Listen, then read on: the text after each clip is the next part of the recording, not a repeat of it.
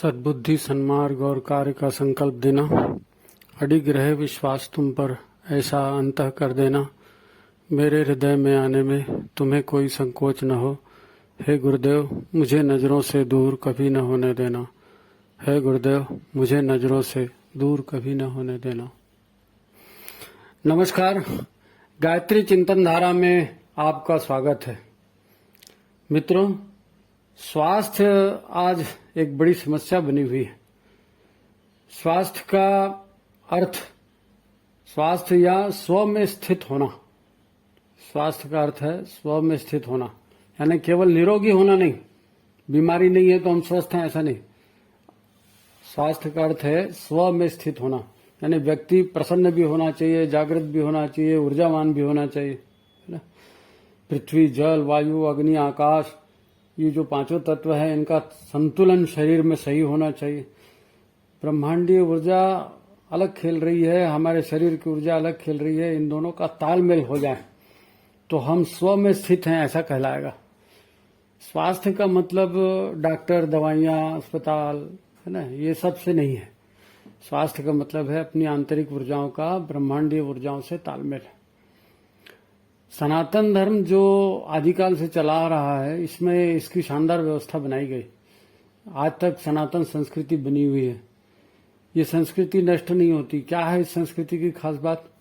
इसकी खास बात यह है कि इस संस्कृति में जो लोक संस्कार और लोक व्यवहार की परंपरा है, वो परंपरा ब्रह्मांडीय ऊर्जाओं का पोषण करने वाली है, ब्रह्मांडीय ऊर्जाओं से तालमेल बनाने वाली है।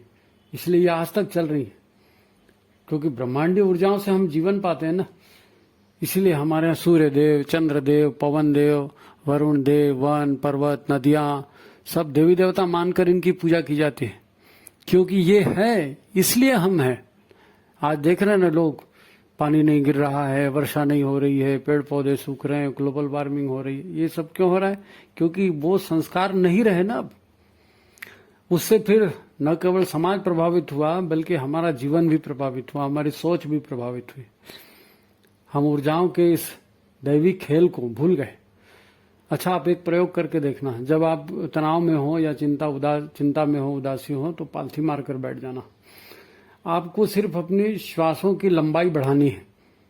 बस लंबी और गहरी श्वास लेते रहिए और शांत बैठे रहिए।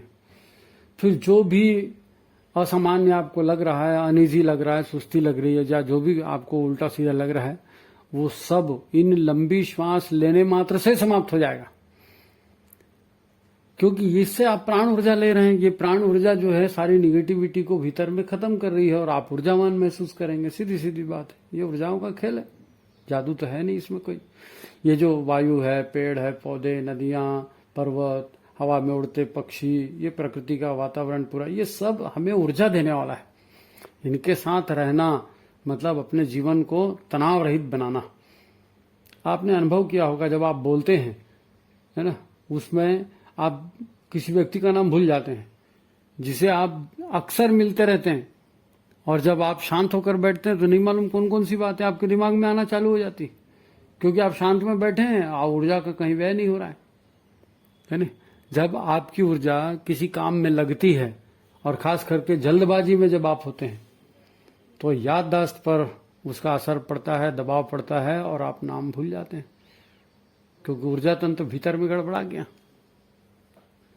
जब व्यक्ति लगातार ईश्वर के अनुदानों का स्मरण करता है, अपने से बड़ा किसी को समझता है, सृष्टिकर्ता को अपने से बड़ा मानता है, और कुछ खास नियमों से ये दुनिया चल रही है ऐसा मानता है, विधाता मानता है नहीं, तो वो अपने जीवन के लिए, अपने सुखों के लिए, अपनी व्यवस्था के लिए ईश्वर को धन्यवाद देता है।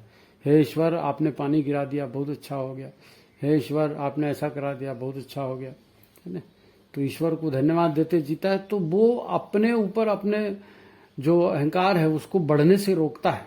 जब आप ईश्वर पर भरोसा करेंगे तो आप जाहिर है अपना अहंकार ईश्वर को समर्पित करेंगे।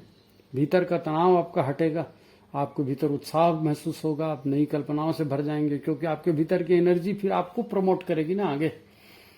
आप तो वही हैं, वही ऊर्जा आपके अंदर है, लेकिन अभी तक वो ऊर्जा तनाव के मारे में घुट रही थी अंदर। अब तनाव मुक्त हो गए तो वही ऊर्जा सृजन में लग गई। यदि आप कहेंगे कि भाई ईश्वर वगैरह कुछ नहीं है और ये तो खाली साइकोलॉजी गेम है, तो आप मत मानिए। फिर साइकोलॉजी गेम में आप गेम खेलते रहिए साइकोलॉजी का, उससे ईश्वर की व्यवस्था में कोई अड़चन आने वाले नहीं है।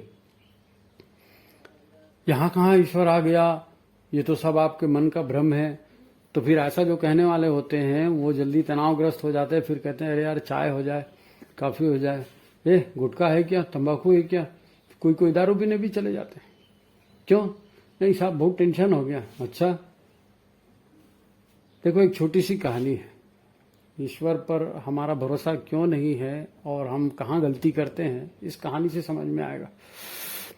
एक छोटी सी कहानी है। समुद्र की गहराई में चट्टानों के बीच एक मछली अपने बच्चों के साथ रहती थी।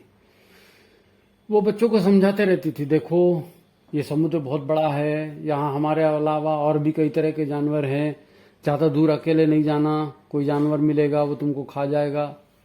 वो समझाती थी, बच्चे मान जाते थे, लेकिन एक बच्चा नहीं मानता था और वो चुपचाप खिसक के दूर दूर निकल जाता था घूमने। एक दिन घूमते हुए उसकी माँ ने उसको पकड़ लिया, तो माँ वहीं डांटने लगी उसको, मैंने तुम्हें मना किया था ना, तुम इतने दूर समुद्र में मत जाओ, समुद्र बहुत बड़ा है, तुम खो जाओगे, जानवर तुम्हें खा जाएगा।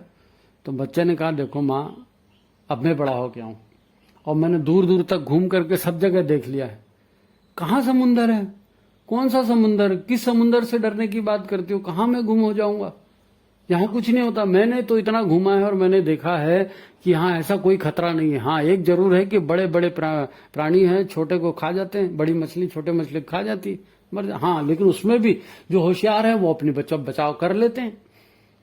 अब ये समुंदर बीच में कहां से आ गया, कहाँ है समुंदर, मुझको दिखाओ तो मैं तुम्हारी बात मान लूंगा।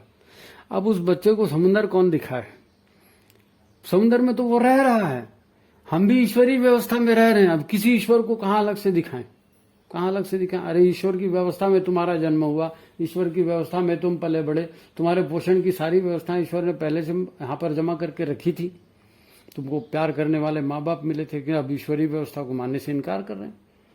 आप सोच कर देखो, ईश्वर की व्यवस्था के विरुद्ध कुछ होता है क्या? कभी गुलाब के झाड़ में कोई कलिंदर लगता है, तरबूज, कि कोई गेंदे का झाड़ है उसके ऊपर कटहल लग गया? नहीं, ऐसा नहीं होता। ईश्वर की व्यवस्था है, उसी तरह की बातें होती हैं जो उसकी व्यवस्था में रची गई है। अब एक छोटा सा उदाहरण देखिए, एक लड़की है, उसकी शादी हो जाती है, वो ससुराल जाती है, उसको ढंग से आलू की सब्जी बनाना नहीं आता, लेकिन वो पेट में बच्चा बना लेती है। और एकदम कोई कहता है उसको बाप पे गया, कोई कहता है माँ पे गया, कैसे बन गया बच्चा, उसको आता था क्या? नहीं, ये ईश्वरीय व्यवस्था में है, उसी से जीवन बनता है और चलता है। अपने अपने तौर तरीके और अपनी मान्यताओं का अहंकार आप झाड़ते रहिए और अपने ढंग से जीते रहिए, फिर अव्यवस्था होगी, फिर बीमार होंगे, फिर तकलीफ होगी, फिर डॉक्टर के पास जाएंगे, फिर अच्छा इलाज कराएंगे, फिर पैसा खर्चा करेंगे और फिर कहेंगे हमारी देखो होशियारी, हम इतने बड़े डॉक्टर के पास गए तो बहुत अच्छा किया, भाई चले गए। ऐसा नहीं है। ईश्वर की व्यवस्था को समझे और उसके साथ तालमेल बनाकर जिए। सब पशु पक्षी जी रहे, हम क्यों नहीं जी सकते? ईश्वर कोई शरीरधारी और सातवें आसमान पर बैठा कोई राजा महाराजा तो है नहीं। अब मान लो किसी को तुम भगवान मानकर पूजा भी कर रहे हो, तो उससे भगवान का कोई भला बुरा नहीं होने वाला।